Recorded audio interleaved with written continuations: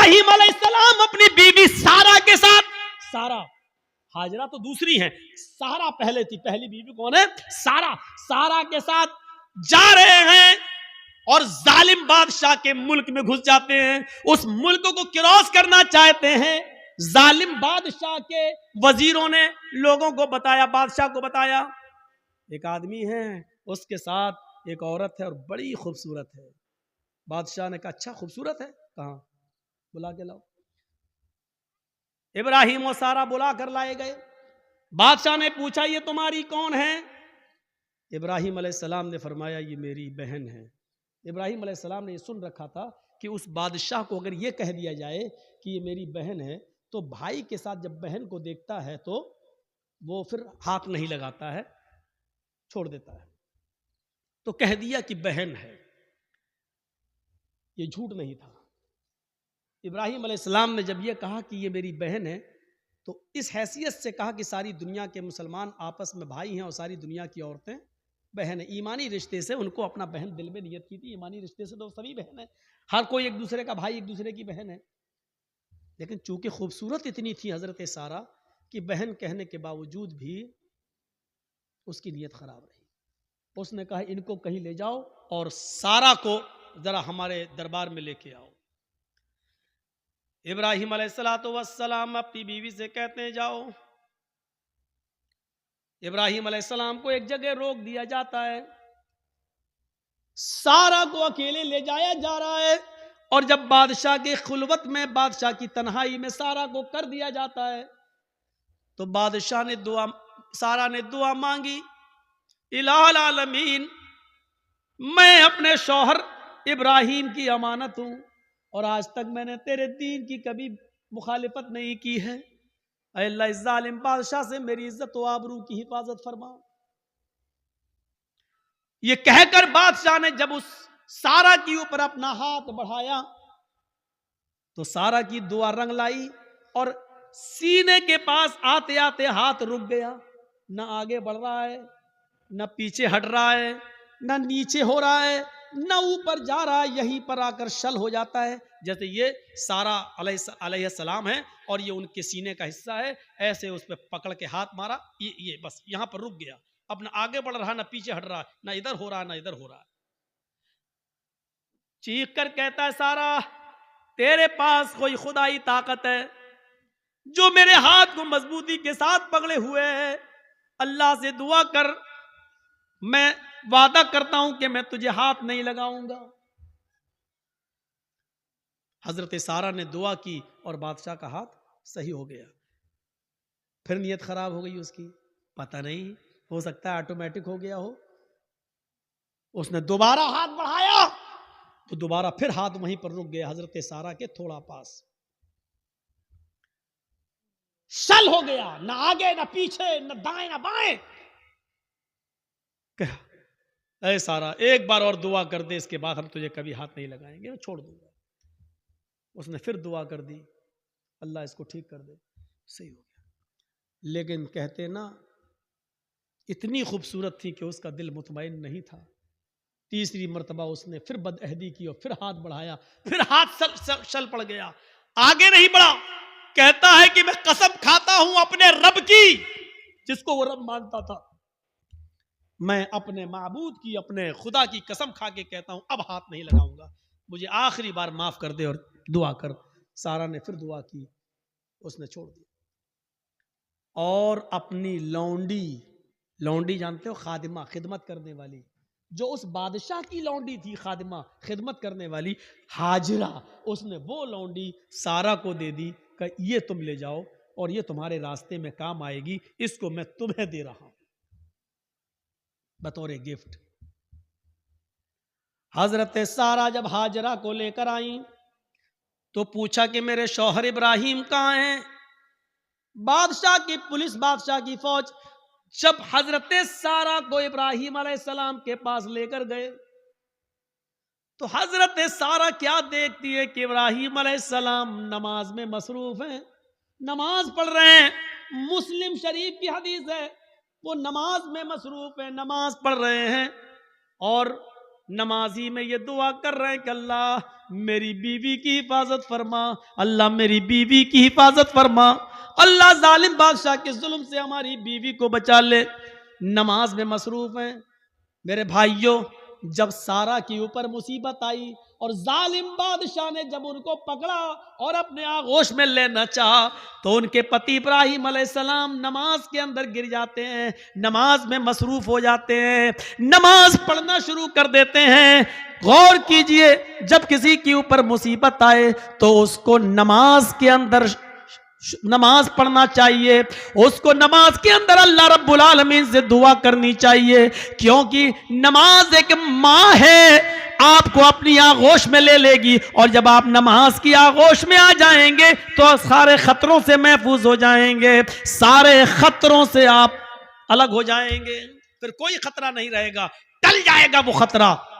آپ کو یاد ہوگا، صحیح بخاری کی روایت ہے، بنی اسرائیل میں ایک نوجوان تھا، نام تھا اس کا جریج، نام تھا اس کا جریج، بہت نیک عبادت کرنے والا، بڑا اللہ والا، بڑا نمازی۔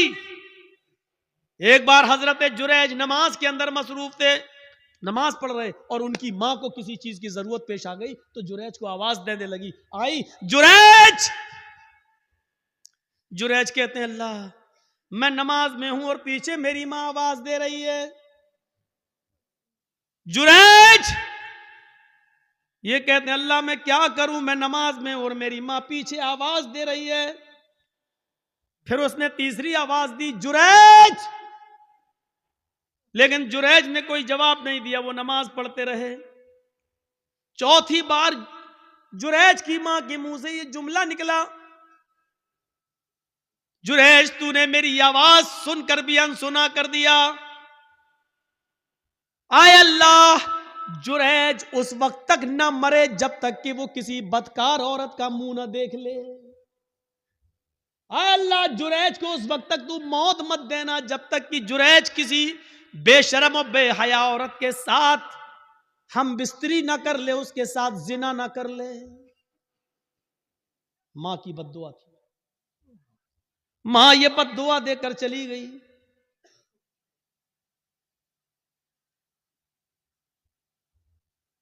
پھر کیا ہوتا ہے، 2-4-5 دن کے بعد ایک عورت جریج کے معبد میں جہاں وہ عبادت کرتے تھے اسی میں حجرہ تھا، اسی حجرے میں خوبصورت عورت آتی ہے اور جریج سے کہتی ہے جریج ادنو منی، آؤ میرے قریب آؤ اور مجھ سے زنا کرو۔ جریج نے کہا اللہ کی پناہ، میں ایسا غلط کام نہیں کر سکتا، میں اللہ کا نیک بندہ ہوں، اس کی عبادت میں اپنی زندگی گزار رہا ہوں، چلو جاؤ یہاں سے ہٹو، یہ غلط کام مجھ سے نہیں ہوگا۔ جریج نے اس عورت کو بھگا دیا۔ وہ عورت پریشان تھی، سیدھے جنگل میں جاتی ہے اور وہاں بکریاں چرانے والے ایک چرواہے کے ساتھ وہ زنا کر لیتی ہے، شکار ہو جاتی ہے زنا کا۔ 9 مہینے 10 مہینے گزر جاتے ہیں۔ 9 مہینے کے بعد اس عورت کے بچہ پیدا ہوتا ہے، حمل ٹھہر گیا تھا۔ 9 مہینے کے بعد جب بچہ پیدا ہوا تو اس چرواہے کا تو پتہ ہی نہیں کہ وہ کہاں کا رہنے والا تھا، کہاں چلا گیا، اور نہ یہ عورت اس کو پہچانتی تھی، بس جنون تھا اس کو کسی سے ملنے کا، مل لیا وہ۔ یہ جریج نہیں ملا تو جنگل کے چرواہے کے پاس چلی گئی، لیکن چرواہے کا پتہ نہیں۔ 9 مہینے سے اس کے گھر میں جب بچہ پیدا ہوتا ہے تو پورے گاؤں والے اس پر بھل پڑے، تیری شادی نہیں ہوئی، بچہ کہاں سے آیا؟ جب اس کو زیادہ پریشان کیا گیا اور گمبھیرتا سے اس بات کو لی گئی کہ پورا سماج بدنام ہو جائے گا، بتا پہلے یہ بچہ کس کا ہے، تو اس عورت نے جریج کا نام لے دیا۔ اس عورت نے جریج کا نام لے لیا کہ اس بچے کا باپ جریج ہے۔ آج کل تو ڈی این اے ٹیسٹ ہو جائے گا، پتا چل جائے گا کس کا بچہ ہے، لیکن اس زمانے میں تو ڈی این اے ٹیسٹ کی کوئی مشینری نہیں تھی، پیتھولوجی اور سائنس نے اتنی ترقی نہیں کی تھی، کوئی پیتھولوجی بھی نہیں تھی۔ پورا گاؤں آیا غصے میں اور دیکھا کہ جریج نماز پڑھ رہا ہوں، پورا نماز سے ان کو کھینچا، ہٹ، کتنا اللہ والا بنا پھرتا ہے، نماز پڑھ رہا ہے۔ اور اس کا پورا عبادت خانہ توڑ دیا. اب بڑا نالائق آدمی ہے, بڑا کمینہ انسان ہے, اس کا عبادت خانہ توڑ دیا. مارا نہیں, اس کو کھینچ لیا. دیکھ کتنا اچھا بنتا ہے, کتنا نیک بنتا ہے, سجدوں پہ سجدے کرتا ہے, رات میں نماز پڑھتا ہے, دن میں نماز پڑھتا, اور کارنامہ دیکھ, گاؤں کی لڑکی کے ساتھ ایسا حال, اس کو ماں بنا دیا, پریگننٹ کر دیا, اس کے پیٹ میں بچہ. کس کس کو صفائی دیتے؟ جب عورت یہ کہہ رہی ہے کہ اس بچے کا باپ جریج ہے, تو اب جریج کس کس کو صفائی دیتے؟ نہیں مانتا کوئی ان کی بات. جریج سمجھ گئے کہ وہ بچہ کسی اور کا ہے, لیکن اس عورت نے میرا نام لگا دیا. تو بجائے لوگوں کو صفائی دینے کے جریج نے ایک جگہ چٹائی بچھائی. عبادت خانہ تو توڑ دیا, جریج نے ایک جگہ چٹائی بچھائی اور اسی پر وہ نماز پڑھنے میں مصروف ہو گئے, اور نماز کے اندر یہ دعا کرنے لگے, اے اللہ, اس کی سچائی اگر سامنے نہ آئی تو دنیا میں پھر کبھی کوئی تیرے نیک بندوں پر بھروسہ نہیں کرے گا, کبھی بھی پھر نیک لوگوں پر اعتبار نہ کیا جائے گا, ہر نیک آدمی پھر بدنام ہو جائے گا. اے اللہ, میں نماز کے اندر تجھ سے دعا مانگتا ہوں کہ اس کی سچائی ظاہر کر دے. نماز پڑھ رہے ہیں, ادھر اللہ تعالیٰ نے اس بچے کو قوت گویائی دی, جو بچہ اس عورت نے پیدا کیا تھا, جو چرواہے کی پیداوار تھا. وہ بچہ زور زور سے کہنے لگا, اے گاؤں والو, اے گاؤں والو, اے سماج والو, میری ماں جھوٹ بول رہی ہے, میں جریج کا بیٹا نہیں ہوں, میرا باپ فلاں جنگل کا فلاں چرواہا ہے جو فلاں فلاں بستی میں رہتا ہے, میری ماں نے اس کے ساتھ زنا کیا تھا, میں اس باپ کی, اس چرواہے کی اولاد ہوں, میں جریج کا بیٹا نہیں ہوں, جریج نے میری ماں کے ساتھ کچھ نہیں کیا.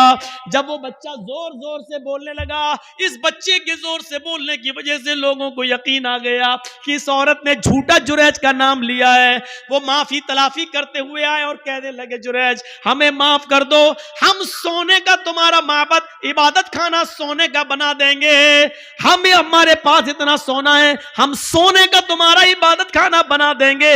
جریج نے کہا نہیں نہیں, جس طرح مٹی کا پہلے بنا ہوا تھا اسی طریقے کا بنا دو, سونے کی عبادت خانے کا ہم کیا کریں گے, ہمیں تو نماز ہی تو پڑھنا ہے, اور کرنا ہی کیا ہے. میرے بھائیوں, حضرت جریج کے اوپر جب مصیبت آتی ہے, اور اتنی بڑی مصیبت کہ نیک آدمی کے اوپر زنا کا الزام لگ رہا ہے, تو حضرت جریج صفائی پیش نہیں کرتے ہیں, بلکہ نماز کی آغوش میں چلے جاتے ہیں, نماز کے دامن میں چلے جاتے ہیں, نماز پڑھنا شروع کر دیتے ہیں, اور اسی نماز کے اندر دعا مانگ رہے ہیں. اللہ نے کہا, یا ایھا الذین آمنوا استعینوا بالصبر والصلاۃ, جب تمہارے اوپر مصیبت آئے تو صبر اور نماز کے ذریعے اللہ سے مدد مانگو. جریج نے صبر کیا گاؤں والوں کے عبادت خانہ توڑنے پر, اور نماز کے ذریعے اللہ سے مدد مانگی ہے. میرے بھائیوں, نماز بڑی سے بڑی مصیبتوں کو دور کر دیتی ہے. نماز, جب آپ کے اوپر بہت بڑی کوئی مصیبت آئے تو فوراً وضو بناؤ اور نماز کی آغوش میں چلے جاؤ. 313 صحابہ, 1000 کا لشکر کافروں کا جنگ بدر میں, اللہ کے نبی نے جب یہ کنڈیشن دیکھی تو آپ سمجھ گئے کہ یہ ہتھیاروں سے لیس ہمارے پاس کچھ نہیں, آج کیا ہوگا. تو آپ نماز پڑھنے لگے اور سجدے میں یہ دعا کرنے لگے, اللہم لا تہلک ھذی العصابہ ان تہلک ھذی العصابہ لن تعبد بعد اليوم قط. اے اللہ, آج اگر یہ مٹھی بھر جماعت ہلاک ہو گئی, آج یہ 313 صحابہ اگر مٹ گئے, ہلاک ہو گئے, تو اس روئے زمین کے اوپر پھر کبھی تیری عبادت نہ ہو سکے گی, اس روئے زمین کے اوپر پھر کبھی کوئی تیرا نام لینے والا نہ ہوگا. اے اللہ, ان 313 صحابہ کی حفاظت فرما, یہ 1000 کافروں کا لشکر ہے. دیکھیے, نبی پر مصیبت آئی, 1000 کا لشکر ہے جو صحابہ کو مارنا چاہتا ہے. جب یہ مصیبت آئی تو نبی نے نماز پڑھنا شروع کر دی, اور نماز ہی کی حالت میں آپ یہ دعا کر رہے ہیں, اے اللہ, اگر آج یہ 313 مٹ گئے, برباد ہو گئے, لن تعبد بعد اليوم, تو آج کے بعد کبھی تیری عبادت نہ ہو سکے گی, کبھی تیرا نام نہیں لیا جائے گا. اور آپ دیکھ لیجئے میرے بھائیوں، جتنے لوگوں کو اللہ کے نبی کے زمانے میں صحابہ کرام کو پھانسی پر لٹکایا گیا یا ان سے کہا گیا کہ تمہاری گردن کاٹی جائے گی اڑائی، بتاؤ آخری تمنا کیا ہے؟ تو ان لوگوں نے آخری تمنا جب بتائی تو یہ نہیں کہا مجھے میری ماں سے ملوا دو، یہ نہیں کہا مجھے میرے باپ سے ملوا دو، یہ نہیں کہا مجھے میرے بیوی سے یا بیٹے سے ملوا دو۔ جب ان سے پوچھا جاتا تمہاری آخری تمنا کیا ہے تو وہ کہتے ہیں مجھے 2 رکعت نماز پڑھنے کی مہلت دے دو، مجھے 2 رکعت نماز پڑھنے کا موقع دے دو بس۔ اور وہ ہلکی نماز پڑھتے 2 رکعت تاکہ دشمن یہ نہ سمجھے کہ میں لمبی نماز اس لیے پڑھ رہا ہوں تاکہ موت سے بچ جاؤں یا موت کے ڈر سے میں لمبا کر رہا ہوں۔ وہ چھوٹی چھوٹی ہلکی ہلکی نماز پڑھ لیا کرتے تھے۔ نماز مصیبتوں کو اور پریشانیوں کو دور کرتی ہے میرے بھائیوں۔ جب آپ کے پاس کوئی مصیبت کوئی پریشانی آئے فوراً نماز کی آغوش میں چلے جاؤ اور نماز کے بعد یا نماز میں دعا مانگو اللہ تعالیٰ سے کہ بار الہ تو ہماری خطاؤں کو معاف فرما دے، بار الہ اس مصیبت کو تو ہمارے اوپر سے ہٹا دے اور دور کر دے۔ میرے بھائیوں، نماز انسان کے لیے ویسے ہی ہے جیسے ماں کی گود بچے کے لیے ہے۔ بچہ جب ڈرتا ہے تو ماں کی گود میں آتا ہے تو اپنے آپ کو محفوظ سمجھتا ہے۔ آپ جب